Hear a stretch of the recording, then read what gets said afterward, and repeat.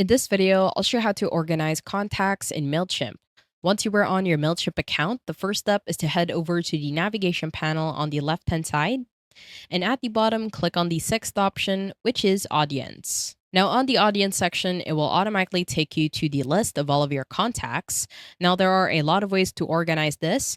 The first way is by organizing the table. Now, a way for you to organize the table is to change the order of the fields. So at the top in the right corner of the table, click on the cog for columns. And at the bottom, what you can do is on a field on the right-hand side, if you hover to the six dots, you can hold and drag in order for you to change the order.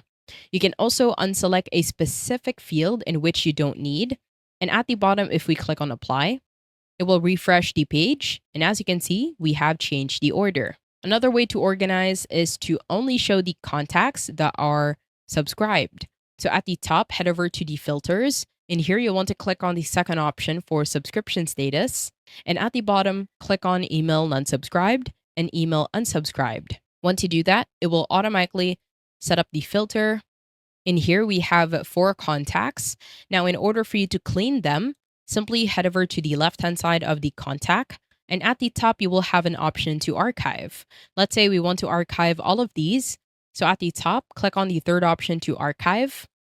A pop-up will show asking to confirm. Let's say we want to archive, so head over to the tab and type archive capitalized. And once you're done, head over to the bottom in the right corner and click on archive. As you can see, it will automatically archive the contacts. And at the top, if we clear the filter, as you can see, it will only list down all of the contacts that are subscribed within our campaign. I hope you found this tutorial helpful. Please let me know if you have any other questions in the comment section below, and I will try my best to help you out.